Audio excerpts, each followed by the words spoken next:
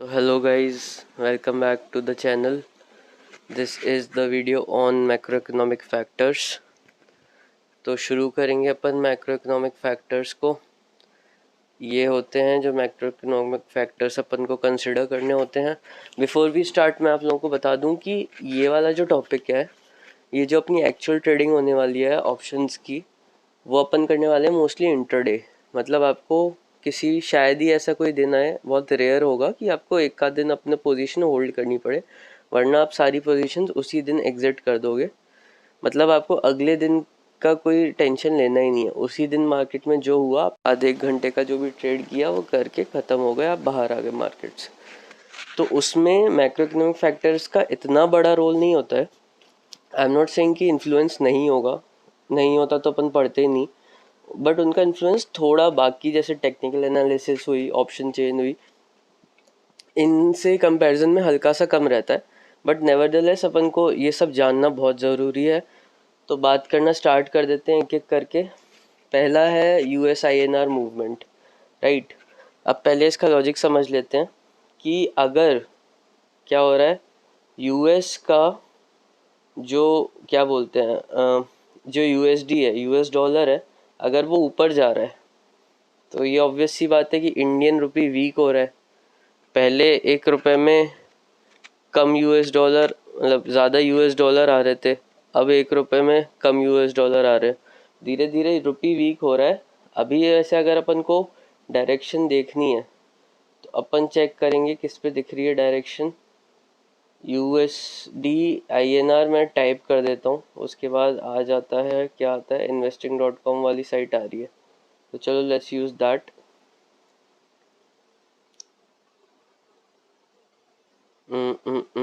Load हो रही है। OctaFX सबसे घटिया चीज़ है ये। तो इसका चार्ट देख ले।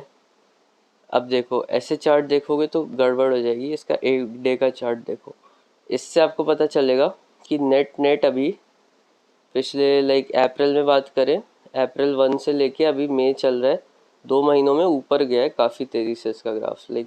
75 से 77.5 चला गया, मतलब अपने लिए बहुत ऊपर ही गया है। ठीक है, बहुत बड़ा चेंज बोलते हैं इसको USD/INR में। तो अभी क्या हो रहा है, US डॉलर स्ट्रांग हो रहा है, इंडियन रुपी वीक हो रहा है। इंडियन रुपी वीक हो रहा है मतलब कि ये अपनी मार्केट्स के लिए ख़राब है।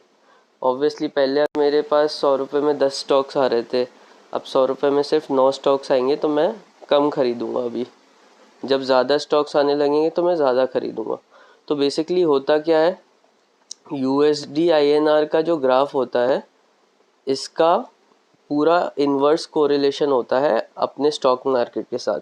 मतलब अगर आप देख रहे हो कि ये ऊपर जा रहा है, इंडिया का मार्केट 2 महीने से नीचे जा रहा है, ठीक है, ये ऊपर जा रहा है तो वो नीचे जाएगा, हमेशा इन्वर्स रिलेशन होता है। तो अपन को USD/INR को कैसे देखना है समझ आ गया। अब सोचो, जब मैक्रो इकोनॉमिक फैक्टर्स कुल मिला के ही छोटी चीज़ें हैं, तो इनके अंदर के पॉइंट्स तो बहुत छोटे छोटे इंडिकेटर्स होंगे, बट उनका एक कंबाइंड जो व्यू बनेगा वो अपने लिए इम्पोर्टेंट होगा। तो इनको समझ लेते हैं और जान लेते हैं। बट ये मत सोचना कि अगर USD/INR कभी ऊपर है तो मार्केट 100% नीचे ही जाएगा आज। तो ऐसा कुछ नहीं है, this is just a small factor to consider. और जब बहुत सारे फैक्टर्स मिलके अपन को एक सिग्नल देंगे तो अपन उस पर वर्क करेंगे। ये सब पॉइंट्स अपन और डिटेल में जानेंगे प्रैक्टिकल ट्रेडिंग में। अभी के लिए अगला मैक्रो इकोनॉमिक फैक्टर है SGX निफ्टी। तो SGX निफ्टी, बाकी ये जो US मार्केट है, यूरो मार्केट है, एशियन मार्केट है, ये सारे जो मार्केट्स हैं इनको बोलते हैं ग्लोबल इंडाइसेस। ये भी काफ़ी हद तक बहुत इंपॉर्टेंट होते हैं, बट SGX निफ्टी को ऐसा बोलते हैं कि जो SGX निफ्टी ने किया है अगले दिन निफ्टी वही करेगी। इतना ज़्यादा इनके बीच कोरिलेशन माना जाता है। तो इतना ऐसा अपन को बिल्कुल दिल पे नहीं लेना है, but again it's a big factor, तो उसको कंसिडर कर लेते हैं। तो अपन को करना क्या है, मनी कंट्रोल पे खोल लेना है ग्लोबल इंडाइसेस, और investing.com पे भी मार्केट्स खोल लेना है। investing.com पे ऐसे गए और लोड हो रहा है, लोड हो रहा है, लोड हो रहा है, कब तक लोड होगा भाई। तो इसमें आ गई इंडाइसेस। तो देखो, इसकी जो इंडाइसेस होती हैं ये भी अपन को एक काफ़ी हद तक आइडिया बता देती हैं, और मनी कंट्रोल की ग्लोबल इंडाइसेस भी। तो बेसिकली इस पे मेन इंडाइसेस अपन को दिख जाएंगी मनी कंट्रोल पे। जैसे नेस्डैक है, नेस्डैक अभी गिरा हुआ है, मतलब यूएस का मार्केट नीचे है। ये एक इंडिकेटर बन गया अपने के लिए कि यूएस मार्केट नीचे है तो इंडियन मार्केट भी नीचे जाने के बहुत हाई चांसेस हैं। फिर यूरो मार्केट बात करें, यूरो से थोड़ा कम लिंक होता है इंडिया का। जैसे यूरो भी उठा हुआ है, इंडियन मार्केट गिरा हुआ है, तो अगेन बहुत बड़ा लिंक नहीं है, बट यूरो भी मतलब वर्ल्ड का पार्ट है, बड़ा पार्ट है, तो अपन को पता होना चाहिए। एसजीएक्स निफ्टी जैसे कि गिरा हुआ है तो इंडियन मार्केट भी गिर रहा है, मतलब काफ़ी स्ट्रॉन्ग लिंक होता है एसजीएक्स निफ्टी का। It's part of Asian market क्योंकि सिंगापुर का है। फिर ये निकी, हांगसेंग, शंघाई कंपोजिट, ये सब चाइना के होते हैं। चाइना या जापान, अच्छा निकी जापान का होता है और स्ट्रेट्स और शंघाई चाइना के होते हैं, राइट। तो ये सब एशियन मार्केट्स होते हैं, इन सब का भी लिंक्ड होता है। तो अपन समझ गए एसजीएक्स निफ्टी, यूएस मार्केट और यूरो मार्केट। और जैसे यूएस मार्केट में सिर्फ नेस्डैक देखना ज़रूरी नहीं है, जैसे नेस्डैक गिरा हुआ है, डाउ जोन्स भी देख सकते हो, नेस्डैक 100 उसी का एक वो इंडेक्स है नेस्डैक का ही। एसएनपी 500 भी देख सकते हो। तो एसएनपी 500 मेन इंडेक्स होता है आई थिंक। वैसे एसएनपी 500, डाउ जोन्स और नेस्डैक तीनों ही आपको देखने हैं यूएस के लिए। ये एफटीएसई होता है यूरो के लिए। और ये सब आप देखते देखते कुछ दिन देखोगे तो आपको दिखने लगेगा साफ साफ। निफ्टी 50 भी यहीं है। तो बेसिकली अपन ने देख लिया कि क्या सीन हो रहा है मार्केट से, कैसे क्या लिंक हो रही हैं चीज़ें, राइट। तो मेन अपन को चेक करना है एसजीएक्स निफ्टी और यूएस मार्केट्स में। बाकी मार्केट्स भी देखने हैं बट मतलब बस देखने ही है, ज़्यादा उनसे लिंक नहीं है, राइट। अगला जो पॉइंट है फॉरेन इंस्टीट्यूशनल इन्वेस्टर्स और डोमेस्टिक इंस्टीट्यूशनल इन्वेस्टर्स का डाटा। ये जो डेटा होता है कि एक दिन में आज इन्होंने नेट मार्केट में कितने करोड़, कितने हज़ार करोड़ की बाइंग की, कितने हज़ार करोड़ की सेलिंग की। ये फैक्टर हल्का सा अगर देखा जाए तो इम्पॉर्टेंट है, बट मैंने इसके बहुत सारे एक्सेप्शंस देख रखे हैं। जैसे कि किसी दिन बहुत तगड़ी फॉरेन इंस्टीट्यूशनल इन्वेस्टर्स ने सेलिंग करी है और इंडियन मार्केट तब भी बूम किया है। तो again it's just a small factor, इसको आप पूरा नहीं कर सकते। तो ये देखने के लिए आप क्या करोगे, मनी कंट्रोल पे ही जैसे मैंने भी खोल रखी है FII डेट, मतलब आप टाइप करोगे FII DII डेटा तो ये उसके पहला पेज आएगा मनी कंट्रोल का, तो उससे आप देख सकते हो। और अगर आप जैसे मैं आपको टाइप करके दिखा दूँ, तो टाइप किया, पहला आया NSE इंडिया का, दूसरा है मनी कंट्रोल का। NSE इंडिया का जो आता है पेज वो उस दिन का दिखाता है, राइट। जैसे अभी दिखा रहा है कि 24 मई को 2022 को बाय वैल्यू थी ऑलमोस्ट 8,000 करोड़। ये FII की है, जो फॉरेन इंस्टीट्यूशनल इन्वेस्टर्स हैं, समझो जो फॉरेन का स्मार्ट मनी है, उन्होंने 8,000 बाय किए और सेल कर दिए 10,000 करोड़। तो बेसिकली नेट ऑलमोस्ट 2,000 करोड़ उन्होंने निकाल लिया आज मार्केट से, ठीक है। आपको लग रहा होगा अरे यार 2,000 करोड़ मार्केट से तो बहुत नीचे जाएगा। यार ये रोज़ की बात है, रोज़ आते भी हैं जाते भी हैं, इससे इतना बड़ा कोई फैक्टर नहीं है ये। इसी तरह देखो तो उसी दिन डोमेस्टिक इंस्टीट्यूशनल इन्वेस्टर्स ने ऑलमोस्ट 2,000 करोड़ डाले भी हैं। तो आपको फिगर्स देख के ऐसे घबरा नहीं जाना है कि भाई ये तो बहुत हज़ारों करोड़ों में बात हो रही है। बस एक टर्म है, धीरे धीरे समझ जाओगे। देखो हर दिन फॉरेन इंस्टीट्यूशनल इन्वेस्टर्स निकाल रहे हैं ऑलमोस्ट 2,000, हर दिन डोमेस्टिक ऑलमोस्ट 2,000 डाल रहे हैं। देखा मई में ये कंसिस्टेंट है। और अगर आप और नीचे जाओगे तो जैसे मंथली अपन देखें, ठीक है, मंथली अप्रैल में नेट 10,000 निकाले हैं। ये सॉरी ये इंडेक्स ऑप्शंस का है, कैश में बात। तो FII ने हर दिन 40,000, सॉरी अप्रैल में पूरे 40,000 करोड़ निकाले हैं और 30,000 करोड़ डोमेस्टिक इंस्टीट्यूशनल इन्वेस्टर्स ने डाले हैं। मार्च में 43 निकाले थे, इन्होंने 40 डाले थे। फरवरी में 45 निकाले थे, इन्होंने फिर 40 डाले थे। जनवरी में 40 निकाले थे, इन्होंने 21 ही डाल पाए थे। दिसंबर में 35 निकाले थे, 31 डाले थे। नवंबर में 39 निकाले थे, 30 डाले थे। 25 4th आप देख रहे हो। पिछले अगर आप पूरा 2022 का ही पैटर्न देख लो, हर महीने ऑलमोस्ट 40-50 हज़ार करोड़ जा रहे हैं फॉरेन। इसका पूरी एक स्टोरी है ये कि अभी हुआ क्या है, वो आई थिंक वो लास्ट पॉइंट है तो अपने आप ही डिस्कस हो जाएगी। बट मैं बता रहा हूँ कि इससे मार्केट इतना ज़्यादा इन्फ्लुएंस नहीं होता है कि आप सोचो कि निकल रहे हैं पैसे तो मतलब मार्केट नीचे चला ही जाएगा। पहले ये होता था कि फॉरेन इंस्टीट्यूशनल इन्वेस्टर्स चलाते थे इंडियन मार्केट, बट अब इंडियन मार्केट का रिटेल इन्वेस्टर इतना स्ट्रॉन्ग है कि उसको फ़र्क नहीं पड़ता अगर फॉरेनर्स सारे पैसा निकाल भी लें, अपन अपने पैसे से अपना मार्केट अभी जितने पे चल रहा है उस पे चला सकते हैं, राइट। बाइंग एंड सेलिंग अच्छी होती है। तो अभी बात कर लेते हैं इंडियन इकोनॉमी की। फिर जैसे जो लास्ट पॉइंट है ना, यूएस एडिंग टू और pulling back dollars in the world economy, ये भी एक काफ़ी बड़ा फैक्टर होता है। ये जैसे अभी ये पहले एक्सप्लेन कर देता हूँ। सो अभी क्या चल रहा है, US is pulling back it's money. तो उसने पहले जो इंटरेस्ट रेट कम कर रखे थे, बहुत सारा पैसा ट्रिलियंस ऑफ डॉलर्स में उसने बांट रखा था कि भाई लो इसको इन्वेस्ट करो जो करने का। तो फॉरेन इंस्टीट्यूशनल इन्वेस्टर्स के पास पैसा था, वो लोग कर रहे थे बाइंग दूसरी मार्केट में। अब क्या हुआ, यूएस ने इंटरेस्ट रेट बढ़ा दिए, कॉन्ट्रैक्शन चल रहा है, मनी सप्लाई कम हो गई है, लोगों के पास पैसा कम हुआ, यूएस वगैरह के लोगों के पास। उन्होंने क्या किया, अब वापस पैसा निकलना चालू किया। तो देखा आपने जनवरी से लेके अभी तक ऑलमोस्ट हर महीने 40,000 करोड़ निकाले जा रहे हैं वो लोग, ठीक है। तो इससे होना क्या चाहिए था, अगर इंडियन इकोनॉमी स्ट्रांग नहीं होती, अगर अपने रिटेल इन्वेस्टर स्ट्रांग नहीं होते, तो अभी तक तो ये बिल्कुल ही 10,000 निफ्टी आ चुका होता।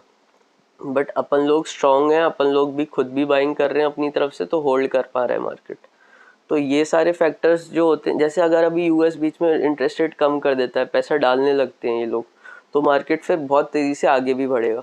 तो अपन को ये सारे फैक्टर्स पता होने चाहिए, मतलब दुनिया में चल क्या रहा है, ठीक है। अभी बात कर लेता हूँ, जैसे कोई रिजल्ट आया, जीडीपी, फिजिकल डेफिसिट या इंटरेस्ट रेट आरबीआई जो चेंज करता है, तो उससे कैसे इम्पैक्ट आता है। तो सिंपल सी बात है यार, इंडिया की अगर जीडीपी बढ़ेगी मतलब मार्केट में पॉजिटिव सेंटिमेंट आएगा, लोग ज़्यादा मार्केट खरीदेंगे, बाय करेंगे, मार्केट ऊपर जाएगा। तो आई होप ये काफ़ी क्लियर है आप लोगों को। फिजिकल डेफिसिट की बात कर लेते हैं। एक टर्म होती है बजट में कि कितना अभी लोन है बेसिकली गवर्नमेंट के ऊपर, ठीक है। मैं इजी लैंग्वेज में ही समझा रहा हूँ, तो आई थिंक आप लोग समझ जाओगे। तो इस समय जितना भी लोन है गवर्नमेंट के ऊपर, ये क्या एक पॉजिटिव चीज़ है या एक नेगेटिव चीज़ है। तो यार उनके ऊपर उधार है तो एक नेगेटिव चीज़ है, राइट। तो ये नेगेटिव सेंटिमेंट डालेगा, जितना ज़्यादा डेफिसिट रहेगा बजट में उतना ज़्यादा गंदा इम्पैक्ट आ सकता है मार्केट में, ठीक है।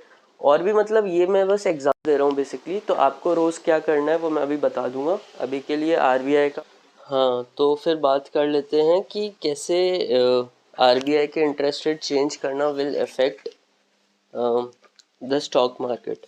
सो let's take an example, let's say कि आरबीआई इंटरेस्ट रेट बहुत कम कर देती है, ठीक है। इंटरेस्ट रेट कम कर देती है मतलब लोगों को कम इंटरेस्ट रेट देना पड़ेगा अगर if they borrow from the bank.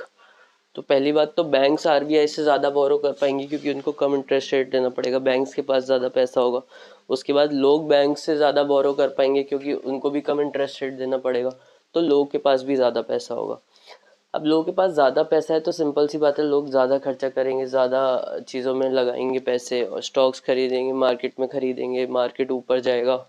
तो बेसिकली इंटरेस्ट रेट कम हो रहे हैं अगर, तो मार्केट के लिए बेनिफिशियल है। और जैसे आरबीआई रेपो रेट वगैरह बढ़ा देता है तो मार्केट में स्लम्प आ सकता है, मतलब मार्केट नीचे चला जाएगा, क्योंकि अगर इंटरेस्ट रेट बढ़ा रहा है तो अगेन लोगों के पास पैसे कम होंगे, लोग लोन कम लेंगे, बैंक्स लोन कम लेंगे, तो मार्केट नीचे की तरफ जाएगा। तो ये तो हो गया आरबीआई वाला फैक्टर। अब ये सारे फैक्टर्स अपन ने डिस्कस कर लिए, यूएस का, आरबीआई का, और ये जितने भी मैक्रो इकोनॉमिक फैक्टर्स थे, एक्सक्यूज मी। सो इन सब फैक्टर्स का रेलेवेंस एक लिमिट तक ही है जिस वे में अपन ट्रेड करने वाले हैं, बट अगेन आपको ये सब पता होना बहुत ज़रूरी था। तो सिंस अपन ने अभी ये सब डिस्कस कर लिया है, तो let's move on to the practical trading and trading rules वाले वीडियोस। वही लास्ट 2 वीडियोस हैं जो कंक्लूड करेंगे phase 1। So hi guys, macro economic factors सब ख़त्म हो चुके हैं। एक बात थी जो मेरे को आप लोगों से काफ़ी टाइम से करनी थी, मैंने सोचा कि उसको लास्ट तक रोकूं, लाइक आखिरी वीडियो में करूं, बट आई डोंट थिंक इतना वेट कर पाऊंगा मैं। तो मैं तो कर लूँगा यार, बट आप लोग नहीं कर पाओगे वेट, आपका नुकसान हो रहा है इस पूरी प्रोसेस में, तो मैंने सोचा आप लोगों को बता ही दूँ। तो आजकल क्या हो रहा है कि लोग आके मुझसे टिप्स मांग रहे हैं कि यार ये बता दे, वो तू स्ट्राइक प्राइस बता दे, एक्सपायरी बता दे, कॉल पुट बता दे और हम ख़रीद लेंगे। तो बट यार ये चीज़ बहुत ज़्यादा गलत है। पहली बात तो आप लोगों को अवेयरनेस नहीं है, बट ये लीगल होता है। Unless and until you are registered with SEBI, जो securities and exchange board of India है, जो रेगुलेटरी बॉडी है जो ये एनएसई वगैरह को रेगुलेट करती है, Bombay stock exchange, national stock exchange को, जब तक आप उससे ऑथराइज नहीं हो, आप ऐसे किसी को भी एडवाइजरी नहीं कर सकते कि कॉल बता दो, ट्रेड बता दो। ये सब इलीगल होता है यार। आपको ये सब पता नहीं है, भले अवेयरनेस तो आप करे जा रहे हो, बट यार जो भी लोग अभी ऐसे टेलीग्राम चैनल वगैरह पे हैं और टिप्स विप्स लेते हैं यार, वो मेरी नज़रों से तो गिरे ही हुए हैं। बट मैं आपको एक्सप्लेन कर देता हूँ कि वो आपके लिए कितना ज़्यादा टॉक्सिक चीज़ है और आपका कितना ज़्यादा नुकसान करा सकती है। तो पहले तो ये बता देता हूँ कि इलीगल क्यों है। तो इस प्रोसेस को बोलते हैं फ्रंट रनिंग। तो लेट्स से कोई आदमी है, वो आप लोगों को टिप्स दे रहा है, बढ़िया बता रहा है, ये कर लो वो कर लो। उसके बाद क्या कर रहा है कि उसका एक टेलीग्राम चैनल है, उस पर सब्सक्रिप्शन ले रखा है आपने। वो उठाता है सुबह उठ के एक ट्रेड, फिर वो वही ट्रेड 500 और लोगों को बता देता है, और उसके बाद क्या होता है, 500 के 500 लोग खरीद लेते हैं उस ट्रेड को, उसका हो जाता है प्रॉफिट, वो कर लेता है एग्जिट। इससे क्या होता है, उसने तो एग्जिट कर लिया, उसका प्रॉफिट बन गया, बट जो कुछ लोग, लेट्स से 5-10 लोग स्टार्टिंग वाले जो उसके जस्ट पीछे पीछे थे, जिसको उन्होंने स्टार्टिंग में बताया था ट्रेड, वो भी कमा लेंगे। बट जो लोग बहुत ही ज़्यादा लास्ट के बचे थे, उन सबको होगा भर के लॉस।